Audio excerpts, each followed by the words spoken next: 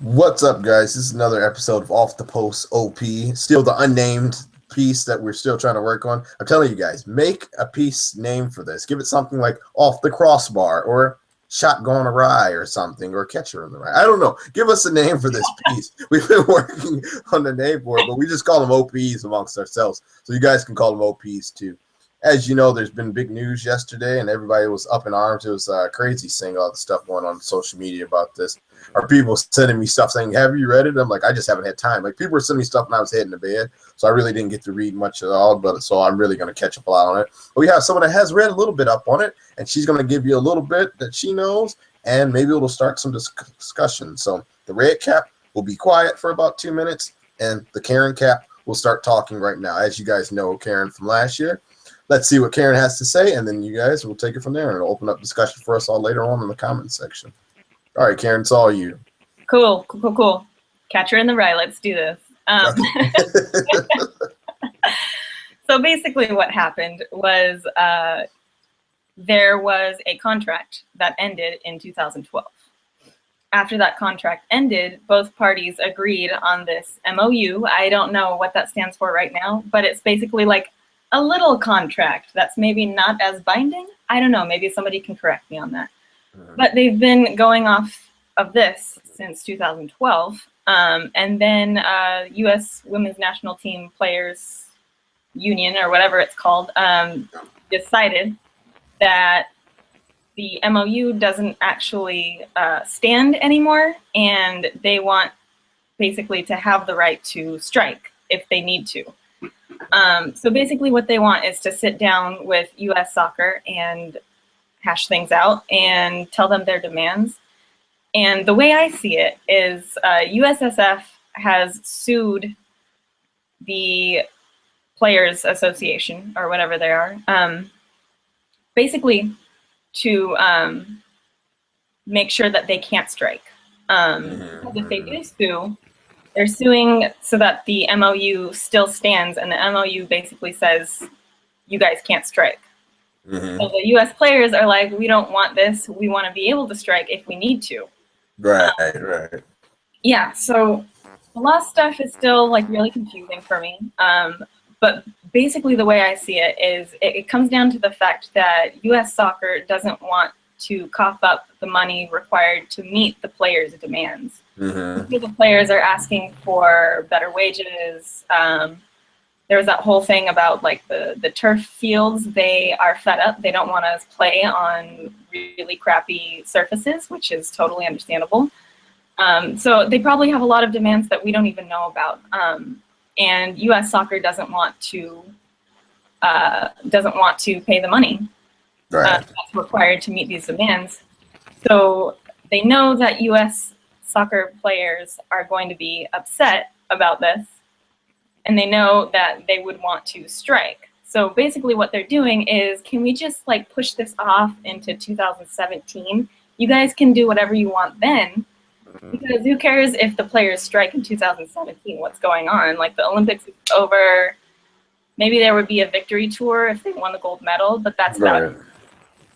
So like they're trying to push it off a little bit, so that if the players do strike, it won't affect anything. And the players are basically saying, no, we want to hash this out right now. Right. And it seems like U.S. Soccer is also kind of being like premeditative, in that they're like, we're going to sue you so that you can't strike, so that we can do all of these tournaments. But it seems like also the players never said that they were going to strike. And the lawyer guy who's representing the players, he said to the media, we never actually said we're going to strike. We just said we wouldn't not strike. Right. So it's a little play on words, all of that, yeah. Right, exactly. So basically U.S. Soccer was like, I just need a promise from you guys that you're not going to strike. The lawyer said, we can't really make that promise, but we're not threatening you. We're not saying we're definitely going to strike. So it's kind of just like these like crazy play on words that are like meshing together, and it's potentially going to have some really, really big influences on the National Women's Soccer League, for the Olympics, for the Olympic qualifying for the She Believes tournament. So it's a whole lot of crap that needs to get sorted out by both sides. It's just the way the way that I summarized it in my notes is basically U.S. Soccer said, you guys want too much stuff. We aren't going to pay for that stuff. And we know that it's going to make you really mad that we're not going to pay for that stuff. So you're definitely going to strike. And we can't afford for you to strike until after the Olympics. And we're trying to kiss FIFA's ass right now. So we really don't really want to be penalized for pulling out of the Olympics right now. Right, yeah. We're going to sue to make sure that you can't strike, to make sure that you can't ruin the tournaments. And then hopefully the courts agree with the with this lawsuit, I guess. And then they're like, okay, well, we'll just talk about this later. Like, how about we just talk about it in 2017? Just keep pushing it do off. whatever you want. Yeah, you can do whatever you want in 2017, but let's just like wait until 2016. So I get where they're coming from. They don't want all of these tournaments ruined. But I think underneath all of this is it just doesn't, they don't think that it pays for them to meet the demands of the players. I don't know if the demands are way too much or if they're just asking for simple things that U.S. Soccer doesn't want to give them. But it just seems like it's U.S. Soccer not wanting to meet these demands. And so they're doing what they can to just push it off so that when they don't meet the demands in 2017, they don't care if, right? They don't care if the players are mad.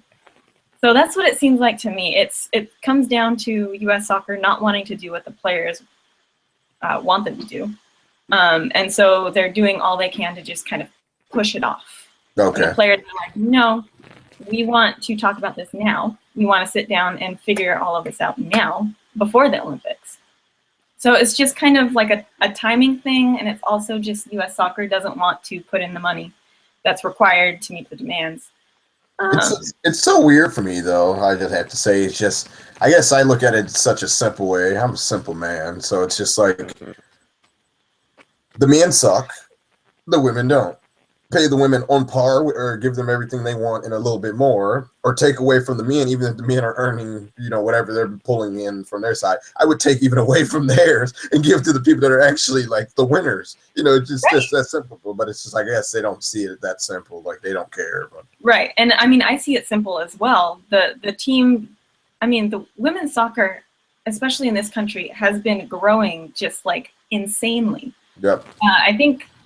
I don't know the exact numbers, but when they had a recent game in LA, I think the men's team pulled in like something around 8,000 something people, and the women's team pulled in like 22,000 something. Oh, and their numbers are better than the men now. Yeah. So it's just, and I mean, there are some like mitigating factors, like the men haven't been in a major tournament since 2014, but like.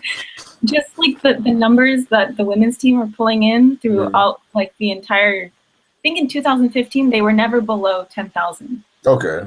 Men's team was below 10,000 a couple times. Not a surprise. I mean, who wants to see losers? Right?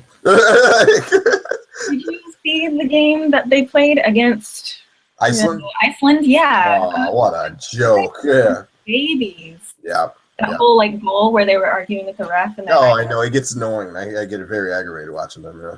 I know. It's just like, oh. But I mean, it's not really about the men's team. It's about the fact that U.S. Soccer really needs to get their shit together, because you can't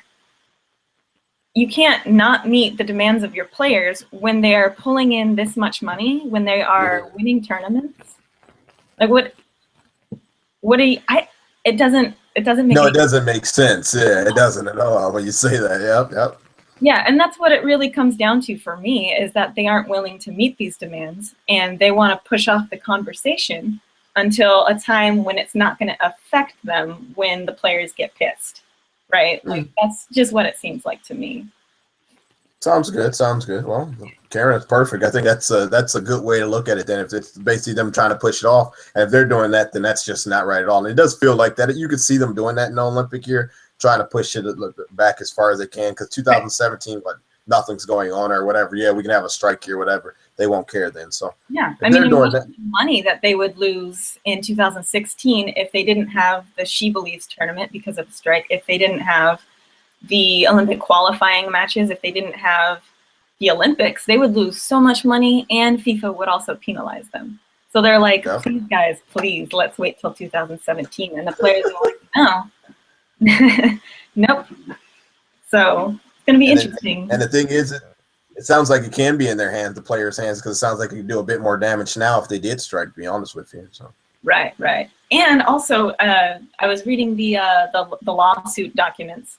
There are definitely a couple of addresses, and I know Courtney was really upset about this too. There are some player addresses in there, and like really like important information that fans fans should not have this information. Oh, that's crazy. I don't know why they haven't redacted it or anything like that, but it's terrifying and dangerous, and they need to do that. Jeez, well, that sounds like another issue in its own right. My goodness.